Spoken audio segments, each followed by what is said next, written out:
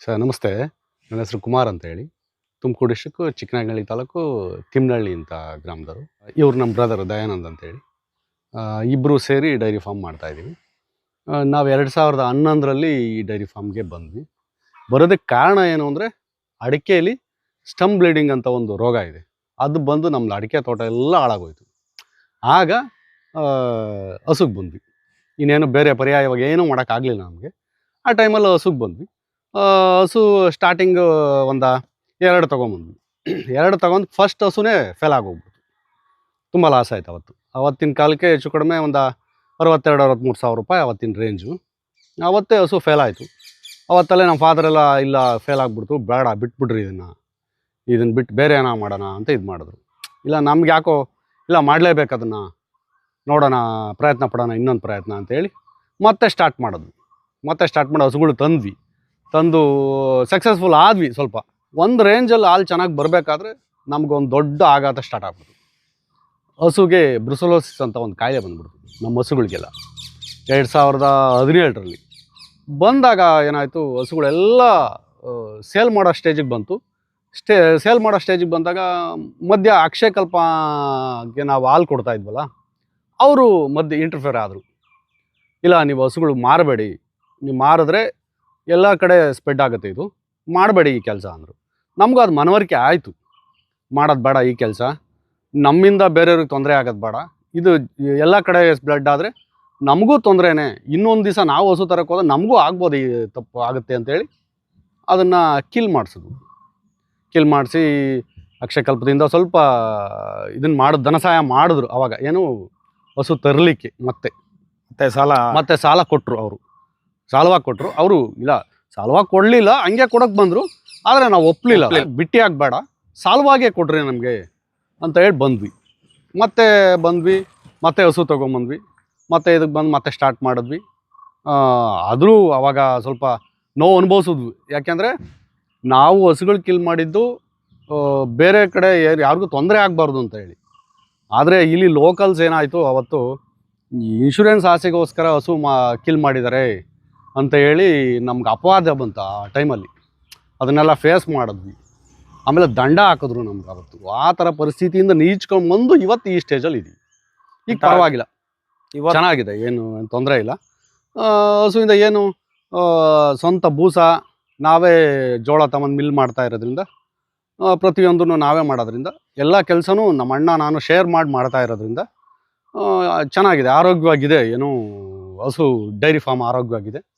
ಮತ್ತು ಲಾಭನೂ ಪರವಾಗಿಲ್ಲ. ಒಂದು 35%, 1 ಲಕ್ಷ ಸಿಕ್ಕಿದ್ರೆ 1 ಲಕ್ಷ ರೂಪಾಯಿ ಆದಾಯ ಬಂದರೆ ಒಂದು 35,000 ರೂಪಾಯಿ ಉಳಿಯುತ್ತೆ. ಆ ಥರ ಆಗ್ತಾಯಿದೆ. ಯಾಕೆಂದರೆ ಸ್ವಂತ ಮೇವಿದೆ, ಎಲ್ಲದನ್ನು ನಾವೇ ಮಾಡೋದ್ರಿಂದ. ಇಲ್ಲದೇ ಇದ್ದರೆ ಸ್ವಲ್ಪ ಕಷ್ಟ ಆಗೋದು. ಬೇರೆ ಯಾರೇ ಮಾಡಿದ್ರೂ ಇದೇ ಥರನೇ ಮಾಡಬೇಕು. ಇಲ್ಲ ಅಂತಂದರೆ ಆಳು ಇಟ್ಟು ಮಾಡ್ತೀನಿ, ಅದನ್ನೆಲ್ಲ ಮಾಡ್ತೀನಿ ಅಂದರೆ ತುಂಬ ಲಾಸ್ ಆಗುತ್ತೆ. ಇವತ್ತಿನ ಪರಿಸ್ಥಿತಿ ಹೇಗಾಗಿದೆ ಅಂದರೆ, ಕೋಟಿಗಟ್ಟಲೆ ಇರೋರೆಲ್ಲ ಬಂದು ಹಸುಗೆ ಬಂದು ಬೀಳ್ತಾ ಇದ್ದಾರೆ. ಯಾಕೆಂದರೆ ಚಿಕ್ಕ ಪುಟ್ಟ ರೈತರು ಹಾಳಾಗಿ ಹೋಗ್ತಾ ಇದ್ದಾರೆ ಇದರಿಂದ. ಯಾಕೆ ದೊಡ್ಡ ರೈತರು ಒಂದು ಟ್ಯಾಕ್ಸ್ನೋ ಏನೋ ತಪ್ಪಿಸ್ಕೊಳಕ್ಕಾಗಿ ಮತ್ತೆ ಈ ಫೀಲ್ಡಿಗೆ ಬರ್ತಾರೆ. ಅವರು ಲಾಭ ಎಕ್ಸ್ಪೆಕ್ಟೇಷನ್ ಇಲ್ಲ, ಬ್ಲ್ಯಾಕ್ನ ವೈಟ್ ಮಾಡೋದು ಈ ಥರದ್ದು ಏನೋ ಒಂದು ಕಾನ್ಸೆಪ್ಟ್ ಇಟ್ಕೊಂಡು ಬರ್ತಾರೆ. ಅದು ಸಮಸ್ಯೆ ಆಗುತ್ತೆ. ಸಣ್ಣ ರೈತರು ತುಂಬ ಕಷ್ಟ ಅನುಭವಿಸ್ತಿದ್ದಾರೆ. ಆದರೆ ರೈತರು ಯಾರೇ ಹಸು ತರಲಿ, ಬ್ರೀಡ್ ಮೇಲೆ ಫೋಕಸ್ ಮಾಡಬೇಕು. ಒಳ್ಳೊಳ್ಳೆ ತಳಿಗಳನ್ನ ಡಾಕ್ಟರ್ ಹತ್ರ ಹೆಲ್ಪ್ ತಗೋಬೇಕು. ಯಾವುದೇ ಹಸು ತರಬೇಕಾದ್ರೆ ಬ್ಲಡ್ ಸ್ಯಾಂಪಲ್ ತಗೊಂಡೋಗಿ ಇದ್ರ ಲ್ಯಾಬಲ್ಲಿ ಟೆಸ್ಟ್ ಮಾಡಿಸಿ ಹಸು ಆರೋಗ್ಯವಾಗಿದೆಯಾ, ಬ್ರುಸೆಲೋಸಿಸ್ ಈ ಥರದ್ದು ಬೇರೆ ಏನಾರ ಸಮಸ್ಯೆ ಇದೆಯಾ ಅಂತ ಚೆಕ್ ಮಾಡಿಸಿ ಹಸು ತಗೊಂಬರ್ಬೇಕು. ಹಸು ತಗೊಂಬಂದಾದ್ಮೇಲೆ 1 ವಾರ ಕ್ವಾರಂಟೈನ್ ಪೀರಿಯಡ್ ಅಂತ ಇಟ್ಟು ಅದನ್ನ ನೋಡಿ ಆಮೇಲೆ ನಾವು ಶೆಡ್ಗೆ ಹಾಕಬೇಕು. ಈ ಥರದೊಂದು ಪರಿಸ್ಥಿತಿ ಇದು ಮಾಡ್ಕೋಬೇಕು ನಾವು. ಈಗ ಡೈರಿ ಫಾರ್ಮು ಲಾಭದಲ್ಲಿದೆ. ಯಾಕೆ ಲಾಭದಲ್ಲಿದೆ, ಎಷ್ಟು ಲಾಭದಲ್ಲಿದೆ ಅಂದರೆ, ನಮ್ದು ಈಗ ಸದ್ಯಕ್ಕೆ ಒಂದು 130 ಲೀಟ್ರ್ ಹಾಲು ಆಗ್ತಾ ಇದೆ. ಹಾಲು ಈಗ ಎಷ್ಟು, ಹಾಲಿನ ಮೇಲೆ ಒಂದು 37-38 ರೂಪಾಯಿ ರೇಟ್ ಸಿಗ್ತಾ ಇದೆ ಈಗ. ಅದರಿಂದ ವರ್ಕೌಟ್ ಆಗ್ತಾ ಇದೆ. ಮತ್ತು ಹಿಂದೆ ನಮಗೆ ತುಂಬ ಲಾಸ್ ಇತ್ತು. ಯಾಕೆಂದರೆ ನಾವು ಅಂಗಡಿಯಿಂದ ಫೀಡ್ ತಗೊಂಬಂದು ಹಾಕಬೇಕಾಗಿತ್ತು. ಈ ಥರದ್ದೊಂದು ವ್ಯವಸ್ಥೆ ಇತ್ತು. ಈಗಿಲ್ಲ, ನಾವೇ ಮೇಸ್ನ ತೊಗೊಂಬಂದು ಪೌಡ್ರು ಮಾಡಿ ನಾವೇ ಹಾಕ್ತಿರೋದ್ರಿಂದ ಸ್ವಲ್ಪ ಹಸು ಹೆಲ್ತಿಯಾಗಿ ಚೆನ್ನಾಗಿದ್ದಾವೆ. ಆಮೇಲೆ ನಾವು ಬ್ರೀಡ್ ಮೇಲೆ ಫೋಕಸ್ ಮಾಡಿದ್ದೀವಿ. ಒಳ್ಳೊಳ್ಳೆ ಬ್ರೀಡ್ಸ್ನ ಹಾಕ್ತಾಯಿದ್ದೀವಿ. ಈಗೆಲ್ಲ ABS ಬೇರೆ ಇನ್ನೊಂದು ಸಮೇತ ಇನ್ನು ಇಂಪೋರ್ಟೆಡ್ ಸೆಮೆನ್ಸು ಈ ಥರದ್ದೆಲ್ಲ ಮೇಂಟೈನ್ ಮಾಡ್ತಾ ಇದ್ದೀವಿ. ಅದರಿಂದ ಸ್ವಲ್ಪ ಲಾಭದಲ್ಲಿದೆ, ಏನು ತೊಂದರೆ ಇಲ್ಲ. ಆಮೇಲೆ ನಾವು ಈಚೆ ಹೋಗಿ ದುಡಿತೀನಿ ಅಂದರೆ ಇವತ್ತೇ ಎಷ್ಟು ಕೊಡ್ಬೋದು ನಮಗೆ, ನಮ್ಮ ಎಜುಕೇಷನ್ ಮೇಲೆ ಒಂದು 20,000 ಕೊಡ್ಬೋದು ಅಷ್ಟರ ಮೇಲೆ ಏನು ಕೊಡೋಕ್ಕಾಗಲ್ಲ. ಇಬ್ಬರು ಮಾಡೋದ್ರಿಂದ ಏನೋ ಒಂದು 50,000 ರೂಪಾಯಿ ಉಳಿತಾ ಇದೆ. ಅದು ಆರಾಮಾಗಿರುತ್ತೆ. ಬೇರೆಯವರು ಹ್ಯಾಂಡಲ್ ನಾವೇನು ಕೆಲಸ ಮಾಡೋವಾಗಿಲ್ಲ, ಆರಾಮ್ಸೆ ಇದೆ. ಈಗ ಅದ್ರ ಜೊತೆ ಸ್ವಲ್ಪ ನಾಟಿ ಕೋಳಿ ಈ ಥರದ್ದೆಲ್ಲ ಮಾಡಿದ್ದೀವಿ, ಅದು ಪರವಾಗಿಲ್ಲ. ಆಮೇಲೆ ಅಡಿಕೆ ಗೊಬ್ಬರ, ಅಡಿಕೆಯಲ್ಲಿ ಲಾಭ. ಆಮೇಲೆ ತೆಂಗಿದೆ, ಸ್ವಲ್ಪ ತೆಂಗು ಬರ್ತಾ ಇದೆ, ಅದರಲ್ಲಿ ಸ್ವಲ್ಪ ಲಾಭ ಇದೆ, ಪರವಾಗಿಲ್ಲ. ನಮ್ದು ಇದು ಹಸುವಿಂದ ತೆಂಗು ಅಡಿಕೆಗೆ ಲಾಭ ಇದೆ, ಮೇವು ಸ್ವಂತ ಇದೆ, ಇದು ಒಂದು ಲಾಭ ಆಗ್ತಾ ಇದೆ ನಮ್ಗೆ. ಆಮೇಲೆ ನಾವು ಬೂಸನ ಹೇಗೆ ತಯಾರು ಮಾಡ್ತೀವಿ ಅಂದರೆ, ನಾವು ಪ್ರೋಟೀನ್ ಎಷ್ಟು ಬೇಕು ಅದಕ್ಕೆ, ಫೈಬರ್ ಎಷ್ಟು ಬೇಕು, ಈ ಪ್ರಮಾಣನ ಸರಿದೂಗಿಸ್ಕೊಂಡು ನಾವು ಮೇಂಟೈನ್ ಮಾಡಿದ್ರೆ ಮಾತ್ರ ಹಸು ತಿಂದು ಹಾಲು ಕೊಡೋದು. ಇಲ್ಲ ಅಂತಂದರೆ ಕರು ಹಾಕುವಾಗ ಬೇರೆ ಬೇರೆ ಕಾಯಿಲೆಗಳು ಬರ್ತವೆ. ಕೆಲವೊಂದು ಈಗೆಲ್ಲ ಹೊಸ್ದಾಗಿ ಫೈಬ್ರೋಸಿಸ್ ಅಂತ ಬರ್ತಾ ಇದೆ. ಯಾಕೆ ಅಂದರೆ ಅತಿ ಹೆಚ್ಚು ಎನರ್ಜಿ ಕೊಡ್ತಾ ಇದ್ದಾರೆ ರೈತರು. ಆ ಎನರ್ಜಿ ಪ್ರಮಾಣನ ಕಡಿಮೆ ಮಾಡಬೇಕು. ಹಸು ಪ್ರೆಗ್ನೆಂಟ್ ಇರುವಾಗ ಒಳ್ಳೊಳ್ಳೆ ಮಿನರಲ್ಸ್ ಯೂಸ್ ಮಾಡಬೇಕು. ಇದೆಲ್ಲ ಮೇಂಟೈನ್ ಮಾಡಿದ್ರೆ ಮಾತ್ರ ಹಸು ಸಾಕ್ಬೇಕು, ಇಲ್ಲ ಅಂದ್ರೆ ಸಾಕ್ಬಾರ್ದು. ಬರೇ ರಿಚ್ ಎನರ್ಜಿ ಬಾಡಿಲಿ ಏನು ಜೋಳ ರೇಟ್ ಜಾಸ್ತಿ ಇದೆ ಅಂತಂದ್ರು, ಜೋಳನೇ ಜಾಸ್ತಿ ಕೊಟ್ರೆ ಎನರ್ಜಿ ಜಾಸ್ತಿ ಆಗಿ ಹಸುನಲ್ಲಿ ಕಾಯಿಲೆ ಬರುತ್ತೆ, ಕೀಟೋಸಿಸ್ ಅಂತ ಬರುತ್ತೆ. ನಾವು ಬೇರೆ ಫೀಡ್ನ ದುಡ್ಡು ಕೊಟ್ಟು ತರೋದಕ್ಕಿಂತ ನಮ್ದೇ ಆದ ಫೀಡ್ ಆದ್ರೆ ಈ ಕಾಲ್ಸೆಂದಿಲಿ ಗೊರ್ಸು ಕೊಳೆಯೋಂಥ ಕಾಯಿಲೆ ಬರುತ್ತೆ, ಮಂಡಿ ದಪ್ಪ ಆಗೋಂಥ ಕಾಯಿಲೆ ಬರುತ್ತೆ, ಬೆನ್ನಿ ಮೇಲೆ ಊತ ಬರುತ್ತೆ. ಈ ಥರ ಕಾಯಿಲೆಗಳೆಲ್ಲ ಸ್ಟಾರ್ಟ್ ಆಗುತ್ತೆ. ಹಸು ಬೇಸಿಗೆಲಿ ಜಲ್ ಸೋರಿಸ್ತಾ ಮನಗುತ್ತೆ. ಈ ಥರ ಎಲ್ಲ ಕಾಯಿಲೆಗಳು ಒಂದಾಗಿ ಒಂದೊಂದು ಪೀರಿಯಡಲ್ಲೇ ಒಂದೊಂದು ಕಾಯಿಲೆ ಬರುತ್ತೆ ಹಸುಗೆ. ಅದೆಲ್ಲ ಬಾಡಿ ಮೇಂಟೆನೆನ್ಸ್ ಆಗಬೇಕು ಅಂದರೆ ನಮ್ಮದೇ ಸ್ವಯಾರ್ಜಿತವಾಗಿ ಫೀಡ್ನ ತಯಾರು ಮಾಡಬೇಕು. ನಾವು ಸುಮಾರು 6 ವರ್ಷದಿಂದ ಹಿಂಗೆ ನಾವು ಇದನ್ನು ಮಾಡಿ ತಂತ್ರಜ್ಞಾನ ಉಪಯೋಗಿಸಿ ಚೇಂಜ್ ಮಾಡಿ ಈಗ ಒಂದು ಅಂದಾಜಿಗೆ ಬಂದು ನಿಂತಿದೆ. ಒಳ್ಳೆ ಪ್ರಾಫಿಟ್ ಆಗಿ ಒಳ್ಳೆ ಹೆಲ್ತಿಯಾಗಿ ಈಗ ಬರ್ತಾ ಇದೆ. ಉಳಿತಾಯನೂ ಅಷ್ಟೇ. ಈಗ ನಮಗೆ ಕಾಸ್ಟ್ ಆಫ್ ಪ್ರೊಡಕ್ಷನ್ಸ್ ಎಷ್ಟು ಬರಬೇಕು ಅದು ಕಡಿಮೆ ಆಗ್ತಾ ಬರಬೇಕು. ಅದನ್ನು ನಾವು ಉಪಯೋಗಿಸ್ಕೊಂಡು ನಾವೇ ಸ್ವಂತಾಗಿ ಮಾಡಬೇಕು. R&D ನಾವೇ ಮಾಡಬೇಕು, ಯಾರ ಕೈಲೋ ಮಾಡಿಸೋದಲ್ಲ. ನಾವೇ ಉಪಯೋಗಿಸಿದಾಗ ಮಾತ್ರ, ರೈತರ ತಲೆ ಓಡಿಸಿದಾಗ ಮಾತ್ರ ರೈತರು ಉದ್ಧಾರ ಆಗಕ್ಕೆ ಸಾಧ್ಯ. ಆಮೇಲೆ ಒಳ್ಳೊಳ್ಳೆ ಬ್ರೀಡ್ಸಲ್ಲಿ ಹೋಗ್ಬೇಕು ಮೇಯ್ನು. ನಾವು ಈ ಪಂಜಾಬಲ್ಲೆಲ್ಲ 28 ಲೀಟ್ರು ಒನ್ ಟೈಮ್ಗೆ ಹಾಲು ಕರಿತಾ ಇದೆ. ಪಂಜಾಬ್ ವರ್ಲ್ಡಲ್ಲಿ ರೆಕಾರ್ಡ್ ಆಗಿದೆ ಅದು. ಆ ಥರ ತಂತ್ರಜ್ಞಾನ ನಮ್ಮ ಕರ್ನಾಟಕದಲ್ಲಿ ಬರಬೇಕು, ನಮ್ಮ ರೈತರು ಮಾಡಬೇಕು. 20, 30, 40 ಹಸು ಕಟ್ಟದ 3 ಹಸು ಒಬ್ಬ ಫಾರ್ಮರ್ ಕಟ್ಟಿದ್ರೆ ಸಾಕು. ಆ ಜಾಗದಲ್ಲಿ ಕಡಿಮೆ ಜಾಗ ತಗೊಳಂತೆ, ಕಡಿಮೆ ನೀರು ತಗೊಳತ್ತೆ, ಕಡಿಮೆ ಮೇವು ತಗೊಳತ್ತೆ. ಆ ಥರ ಅಭಿವೃದ್ಧಿ ನಾವು ಮಾಡಬೇಕು, ಅದಕ್ಕೆ ಒತ್ತು ಕೊಡಬೇಕು ರೈತರು. ಈಗ ನಾವು ಒಂದೇ ಥರ ಹೋದ್ರೆ ಬರೀ 7 ಲೀಟ್ರು 8 ಲೀಟ್ರು. ಆಮೇಲೆ ನಮ್ಮ ಕಾನ್ಸೆಪ್ಟ್ ಏನು ಅಂತಂದರೆ 16 ಲೀಟ್ರು 16 ಲೀಟ್ರು ಒಳಗೇನಾದರೂ ಕರಿತು ಈ ಪೀರಿಯಡಲ್ಲಿ ಅಂದರೆ ಆ ಹಸುನ ಸೇಲ್ ಮಾಡ್ತೀವಿ ನಾವು. ಅದೇ ಮೇಯ್ನ್ ನಮಗೆ ರೀಸನಲ್. ಆ ಹಸುನ ಇರೋದಲ್ಲ ನಮ್ಮ ಫಾರ್ಮಲ್ಲಿ, ಆ ಹಸುನ ಇಟ್ಕೊಳೋದಿಲ್ಲ. ಯಾಕಂದ್ರೆ ಲಾಭಾಂಶ ಕಡಿಮೆ ಆಗುತ್ತೆ. 8 ಲೀಟ್ರಿಗಿನ್ನ ಒನ್ ಟೈಮ್ 8 ಲೀಟ್ರ್ ಬಂದ್ರೆ 8 ಲೀಟ್ರಿಗಿನ್ನ ಒಳಗೆ ಬಂದ್ರೆ ಅದು ನಮಗೆ ಲಾಸ್ ಮಾಡುತ್ತೆ ಹಸು. ಅದರಿಂದ ಮೇಲೆ ಇರಬೇಕು. ಆವಾಗಲೇ ಕಾಸ್ಟ್ ಆಫ್ ಪ್ರೊಡಕ್ಷನ್ ನಲ್ಲಿ ನಮಗೆ ಒಂದು ತಿಂಗಳಿಗೆ ಒಂದು ಹಸು 3,000 ಉಳಿಬೇಕು. ಹಂಗಾದ್ರೆ ಡೈರಿ ಉದ್ಯಮ ಒಂಚೂರು ಮುಂದಕ್ಕೆ ಹೋಗಕ್ಕೆ ಸಾಧ್ಯ. ಹಸು ಯಾವಾಗಲೂ ಕಟ್ಟೋದ್ರಿಂದ ಸ್ವಲ್ಪ ಸಮಸ್ಯೆಗಳು ಜಾಸ್ತಿ ಆಗ್ತವೆ. ಮ್ಯಾಸ್ಟೈಟಿಸ್ ಸಮಸ್ಯೆ ಬರ್ಬೋದು, ಅದನ್ನ ಕ್ಲೀನ್ ಮಾಡೋದು ಟೈಮ್ ಜಾಸ್ತಿ ಹಿಡಿಬೋದು, ಇಲ್ಲ ಅದನ್ನ ಮೇಂಟೆನೆನ್ಸ್ ಪೂರ್ತಿ ಅದ್ರ ಮುಂದಕ್ಕೆ ತಗೊಂಡೋಗಿ ಹಾಕೋದು, ಮೇವನ ಈ ಥರದ್ದೆಲ್ಲ ಬರುತ್ತೆ. ಹಸು ಬಿಡೋದ್ರಿಂದ, ಪೆಡಾಕ್ ಸಿಸ್ಟಮಲ್ಲಿ ಬಿಡೋದ್ರಿಂದ ಹಸು ಆರೋಗ್ಯ ಚೆನ್ನಾಗಿರುತ್ತೆ. ಈಗ ನಾವು ಹೆಂಗೆ ವಾಕ್ ಮಾಡಿದ್ರೆ ನಮ್ಮ ಹೆಲ್ತ್ ಹೆಂಗೆ ಚೆನ್ನಾಗಿರುತ್ತೋ ಅದು ಯಾವಾಗಲೂ ಫ್ರೀಯಾಗಿ ಓಡಾಡ್ತಾ ಇದ್ರೆ ಆರಾಮ್ಸೆ ಇರುತ್ತೆ. ಅದು ಎಲ್ಲಿ ಬೇಕಾದ್ರೂ ಮಲಗುತ್ತೆ. ಆಮೇಲೆ ಮೆಲ್ಕ್ ಹಾಕೋದು ಜಾಸ್ತಿ ಆಗುತ್ತೆ, ನೀರು ಕುಡಿಯೋದು ಜಾಸ್ತಿ ಆಗುತ್ತೆ. ಅದರಿಂದ ಹಸು ಸ್ಟ್ರೆಸ್ ಕಮ್ಮಿ ಆಗುತ್ತೆ, ಆರೋಗ್ಯ ಚೆನ್ನಾಗಿರುತ್ತೆ. ಹಸು ಕಟ್ಟುವಾಗ ಮತ್ತು ಬಿಡುವಾಗ, ಹಸು ಕಟ್ಟಿದಾಗ 2 ಲೀಟ್ರ್ ಕಮ್ಮಿ ಬರುತ್ತೆ ಹಾಲು, ಹಸು ಬಿಟ್ಟಾಗ ಒಂದು 2-3 ಲೀಟ್ರ್ ಹಾಲು ಜಾಸ್ತಿ ಆಗ್ಬೋದು. ಆಮೇಲೆ ಇದು ಅದ್ರದ್ದು ಮೇಂಟೆನೆನ್ಸ್ ಕಮ್ಮಿ ಆಗುತ್ತೆ ನಮಗೆ. ಈಗ ನಾವು ಒಂದು ದಿವಸಕ್ಕೆ ಏನೋ ಒಂದು ಬೆಳಗ್ಗೆ 1-1.5 ಗಂಟೆ 2 ಗಂಟೆ ಕೆಲಸ ಆಗುತ್ತೆ, ಒಂದು ಸಾಯಂಕಾಲ 1-1.5-2 ಗಂಟೆ ಕೆಲಸ ಆಗುತ್ತೆ. ಒಂದು ಅರ್ಧ ಗಂಟೆಗೆ ಮೇವಿಂದೆಲ್ಲ ಮುಗಿಯುತ್ತೆ. ಹಾಲು ಕರಿಯೋದು ಒಂದು 45-50 ನಿಮಿಷದೊಳಗೆ ಮುಗಿದೋಗುತ್ತೆ. ಇಷ್ಟೇ ಕೆಲಸ. ಒಂದು ದಿವಸಕ್ಕೆ ಏನೆಲ್ಲ ಒಂದು 4 ಅವರ್ ಕೆಲಸ ಮಾಡ್ತೀವಿ ನಾವು. ಇನ್ನು ಇದ್ರೆ ಟೈಮಲ್ಲಿ ತೋಟದ ಕೆಲಸ ಬೇರೆ ಥರದ್ದು ಮಾಡ್ತೀವಿ. ಆಮೇಲೆ ಮ್ಯಾಸ್ಟೈಟಿಸ್ ಅಕಸ್ಮಾತ್ ಕೆಚ್ಚಲು ಬಾವು ಬರೋದು ಕಮ್ಮಿ ನಮಗೆ. ಬಂದರೆ ಆಯುರ್ವೇದಿಕ್ ಟ್ರೀಟ್ಮೆಂಟ್ಸ್ ಎಲ್ಲ ಮಾಡ್ತಾ ಇದೀವಿ ನಾವು. ಆಯುರ್ವೇದಿಕ್ಕಲ್ಲಿ ಸ್ವಲ್ಪ ಮಾಡ್ತೀವಿ, ಅದು ಕಮ್ಮಿ ಆಗೋಗುತ್ತೆ. ಯಾರು ಬೇಕಾದರೂ ಮಾಡ್ಬೋದು ಅದನ್ನು, ಇಲ್ಲೇ ಲೋಕಲಲ್ಲಿ ಸಿಗುತ್ತೆ, ನೀವು ಹುಡುಕಿ ಮಾಡ್ಕೋಬೋದು ಅದನ್ನು. ಹಸು ಪ್ರೆಗ್ನೆಂಟ್ ಇದ್ದಾಗ ನೀವು ಇದನ್ನ ಏನೋ ಕ್ಯಾಲ್ಸಿಯಂ ಮೇಂಟೈನ್ ಮಾಡಲಿಲ್ಲ, ಇಲ್ಲ ಮಿನರಲ್ಸ್ ಹೆಚ್ಚು ಕಡೆ ನೀಟಾಗಿ ಮೇಂಟೈನ್ ಮಾಡಲಿಲ್ಲ ಅಂದರೆ ಸತ್ತೆ ಹಾಕೋ ಸಮಸ್ಯೆ ಬರುತ್ತೆ. ಸತ್ತೆ, ಅದೇ ಮಾಸ ಅಂತ ಹೇಳ್ತಾರೆ, ಮತ್ತು ಕಸ ಅಂತಾರೆ ಬೇರೆ ಕಡೆ ಎಲ್ಲ, ಅದು ಬೀಳಲ್ಲ. ಅದು ಬೀಳದೇ ಇದ್ದಾಗ ದಯಮಾಡಿ ಕೈ ಇಟ್ಟು ತೆಗಿಸ್ಬೇಡಿ, ದಯಮಾಡಿ ತೆಗಿಸ್ಬೇಡಿ. ಯಾಕೆಂದರೆ ಅಲ್ಲಿಗೆ ಅಲ್ಲಿ ಕಟ್ ಮಾಡಿ ಬಿಸಾಕಿ ಡಾಕ್ಟ್ರ್ ಹತ್ರ ಈ ಆಂಟಿಬಯೋಟಿಕ್ ಬೋಲಸ್ ಇಡಿಸಿ, ಅದರೊಳಗೆ ಒಂದು 8-10 ದಿವಸದೊಳಗೆ ಎಲ್ಲ ಕ್ಲೀನಾಗಿ ಈಚೆ ಬಂದ್ಬಿಡುತ್ತೆ. ನೀವೇನು ತೊಂದರೆ ತಗೊಳ್ಳೋ ಅವಶ್ಯಕತೆ ಇಲ್ಲ. ಅದಕ್ಕೆ ಸ್ವಲ್ಪ ರೆಸ್ಟ್ ಕೊಡಿ. ಸುಮ್ಮನೆ ಮೇಲೆ ಮೇಲೆ ಬೂಸ ಕೊಡೋದು, ಜಾಸ್ತಿ ಬೂಸ ಹಾಕೋದು, ಈ ಥರದ್ದು ಮಾಡಿದಾಗ ಹೊಟ್ಟೆ ಸಮಸ್ಯೆ ಆಗುತ್ತೆ. ಹೊಟ್ಟೆ ಸಮಸ್ಯೆ ಆದಾಗ ಏನಾಗುತ್ತೆ, ಮ್ಯಾಸ್ಟೈಟಿಸ್ ಆಗುತ್ತೆ.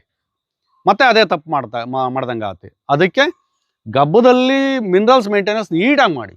ಯಾಕೆಂದರೆ ಒಂದು 100 ರೂಪಾಯಿ ಜಾಸ್ತಿ ಆಗ್ಬೋದು, ಒಳ್ಳೇದನ್ನ ತಗೊಂಬಂದು ಕೊಡಿ. ಒಳ್ಳೆ ಮಿನರಲ್ಸ್ ಹಾಕಿ 100 ಗ್ರಾಮ್ ಮಿನರಲ್ ಮಿಕ್ಸರ್ ಕೊಡಿ. 50 ಗ್ರಾಮ್ ಬೆಳಗ್ಗೆ, 50 ಗ್ರಾಮ್ ಸಾಯಂಕಾಲ ಕೊಡಿ. ಆಮೇಲೆ ಕರು ಹಾಕಿದ ತಕ್ಷಣನೇ ಈಗ ಕ್ಯಾಲ್ಸಿಯಂ ಜೆಲ್ಸ್ ಬಂದಿದೆ, ಅವನು ಕೊಡಿ. ಒಂದು 200 ml 300 ml ಒಂದು 2-3 ಅವರ್ಸ್ ಬಿಟ್ಟು ತಿರ್ಗಿ ಮತ್ತೆ ಹಂಗೆ ಮಾಡಿ. ಯಾಕೆಂದರೆ ಅದು ಎನರ್ಜಿ ಲಾಸ್ ಆಗಿರುತ್ತೆ. ಅವಾಗ ಸ್ವಲ್ಪ ಎನರ್ಜಿದು ಕೊಡಿ, ಏನಾರ ಬೆಲ್ಲ ಕೊಡೋದು, ಎಳ್ಳು ಕೊಡೋದು, ಈ ಥರದ್ದು ಮಾಡಿ. ಇಲ್ಲ ನಿಮ್ಗೆ ಅದು ಸಿಗಲಿಲ್ಲ, ಅದು ಮಾಡೋಕ್ಕಾಗಲಿಲ್ಲ ಅಂತಂದರೆ ಕ್ಯಾಲ್ಸಿಯಂ ಸಿರಪ್ಸ್ ಇದ್ದಾವೆ, ಮತ್ತು ಎನರ್ಜಿ ಬೂಸ್ಟರ್ಸ್ ಲಿಕ್ವಿಡ್ಸ್ ಇದ್ದಾವೆ, ಅವನ್ನ ತಗೊಂಡಾರು ಕುಡಿಸ್ಬೋದು, ಏನು ತೊಂದರೆ ಇಲ್ಲ. ಆದರೆ ಯಾವುದೇ ಕಾರಣಕ್ಕೂ ಸತ್ತೆ ಮಾತ್ರ ತೆಗಿಸ್ಬೇಡಿ ದಯಮಾಡಿ. ಸತ್ತೆ ತೆಗ್ಸಿದ್ರೆ ಮತ್ತೆ ಕೈ ಇಡ್ತಾರೆ, ಮತ್ತೆ ಅದು ಇನ್ಸ್ಪೆಕ್ಷನ್ ಆಗುತ್ತೆ, ಮತ್ತೆ ಅದು ಸಮಸ್ಯೆ ಮಾಡುತ್ತೆ, ಮತ್ತೆ ಅದು ಕೆಸರು ಭಾವ ಆಗುತ್ತೆ. ಇದೇ ರೊಟೀನ್ ಆಗ್ತಾ ಹೋಗುತ್ತದು. ಒಂದ್ಸರಿ ಕೆಸರು ಭಾವ ತೊಟ್ಟಿಗೆ ಮತ್ತೆ ಮತ್ತೆ ಮತ್ತೆ ಆಗ್ತಲೇ ಇರುತ್ತದು. ಅದು ಸಮಸ್ಯೆ, ಅದನ್ನು ತಪ್ಪಿಸ್ಕೊಳ್ಳಿ ಫಸ್ಟು. ರೈತರು ಏನು ಸಮಸ್ಯೆ ಅನುಭವಿಸ್ತಾ ಇದ್ದಾರೆ ಅಂದರೆ, ಯಾವಾಗಲೂ ಹಸು ಕಟ್ಟೋದು ದಯಮಾಡಿ ಬಿಡಿ ಅದನ್ನು. ಯಾಕೆ ಅಂದರೆ 4 ಹಸು ಇದ್ದಾವೆ ಅಂದರೆ ಯಾವಾಗಲೂ ಕಟ್ಟೋದು, ಅಳ್ಚೋದು, ಇದೇ ಒಂದು ದೊಡ್ಡ ಸಮಸ್ಯೆ. ಇದರಲ್ಲೇ ಗಂಟೆಗಟ್ಟಲೆ ಇದಾಗೋಗ್ಬಿಡುತ್ತೆ, ಶ್ರಮ ವೇಸ್ಟ್. ಯಾವತ್ತು ಹಸುನ ಫ್ರೀಯಾಗಿ ಬಿಡ್ತಿರೋ ಅದು ಫ್ರೀಯಾಗಿರುತ್ತೆ, ನಿಮ್ಗೇನೂ ತೊಂದರೆ ಕೊಡಲ್ಲ. ಹೊಟ್ಟೆ ತುಂಬ ಊಟ ಹಾಕಿ ಅದಕ್ಕಷ್ಟೇ, ಊಟ ಹಾಕಿದ್ರೆ ಅದು ನಾವು ಮೇಂಟೈನ್ ಆಗ್ತಾ ಹೋಗುತ್ತೆ. ಸುಮಾರು 10 ವರ್ಷ ಆಗಿದೆ ಹಸು ಮೈ ತೊಳೆದು. 10 ವರ್ಷದಿಂದ ನಾವು ಮೈ ತೊಳೆದಿಲ್ಲ. ಇವತ್ತಿನವರೆಗೂ ನಾವು ಸಗಣಿ ಬಾಚಿಲ್ಲ ಅಲ್ಲಿ ದನಿ ಮನೆಗೆ. ಅಲ್ಲೇನು ಇಡುತ್ತಾ ಹಾಲು ಕರಿವಾಗ ತೆಗೆದು ಹಾಕೋದು ಮೇವು ತಿನ್ನುವಾಗ, ಅಷ್ಟು ಬಿಟ್ರೆ ಪೆಡಾಕ್ ಸಿಸ್ಟಮ್ ಇಂದ ಆರಾಮ ಮಲಗುತ್ತೆ. ಮಂಡಿ ನೋಡ್ರಿ, ಯಾವ್ದಾದ್ರು ಮಂಡಿ ಊತ ಇದೆಯಾ ನಮ್ಮ ಹಸುನಲ್ಲಿ? ಯಾವುದೂ ಇಲ್ಲ. ಯಾಕೆ ಅಂದ್ರೆ 600-700 kg ಹಸು ಇರುತ್ತೆ. ಅಲ್ಲಿ ಮಲಗಬೇಕಾದ್ರೆ ಸಿಮೆಂಟು ಗಾರೆ ಮೇಲೆ, ಕಲ್ಲಿ ಮೇಲೆ ಮಲಗಬೇಕಾದ್ರೆ ದಡ್ ಅಂತ ಕುತ್ಕೊಳುತ್ತೆ. ಈ ಮಂಡಿಗೆಲ್ಲ ಏಟ್ ಮಾಡ್ಕೊಂಡಿರುತ್ತೆ ನೋಡ್ರಿ. ಆಮೇಲೆ ಪ್ರತಿದಿನ ನಾವು ಅವಕ್ಕೆ ಸ್ನಾನ ಮಾಡಿಸೋದ್ರಿಂದ ಸಿಕ್ಕಾಪಟ್ಟೆ ಅದ್ರ ಮೇಲೆ ಒಂದು ಲೇಯರ್ ಇರುತ್ತೆ ಹಸುದು. ಆ ಲೇಯರ್ ಹೋಗಿ ಚರ್ಮ ರೋಗಗಳು ಬರುತ್ತೆ.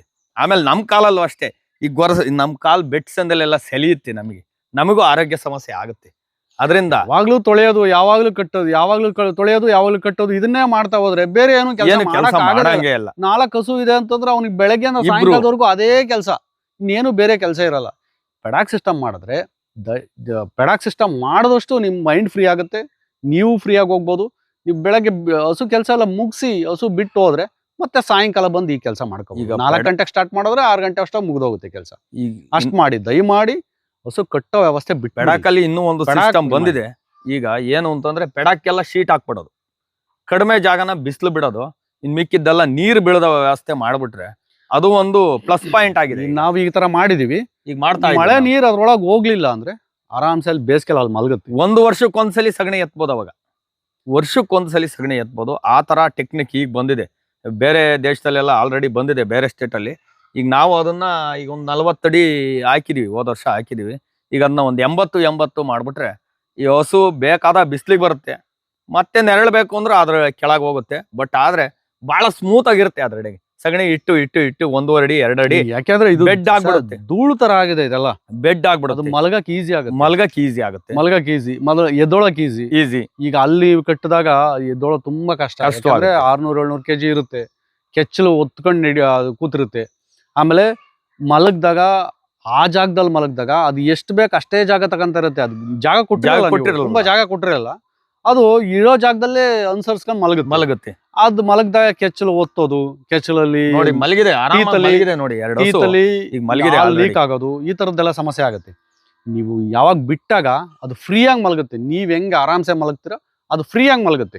ಫ್ರೀಯಾಗಿ ಮಲಗಿದಷ್ಟು ಅದು ಆರೋಗ್ಯ ಚೆನ್ನಾಗಿರುತ್ತೆ. ಆಮೇಲೆ ಗೋಡೆ ಇಡ್ತಾರೆ ನೋಡ್ರಿ, ಗೋಡೆಯಲ್ಲಿ ಇಟ್ಟಾಗ ಅದ್ರ ಉಸಿರಾಟ ಆಡ್ಬೇಕಾದ್ರೆ ಸಿಕ್ಕಾಬಟ್ಟೆ ಗಾಳಿ ಹೊರಗೆ ಹೋಗ್ಬೇಕು, ಆಚೆಗೆ ಬರ್ಬೇಕು, ಅದೆಲ್ಲ ಕುಡಿದು ಅದು ಅರ್ಧ ಕಾಯಿಲೆ ಹಸುಗೆ.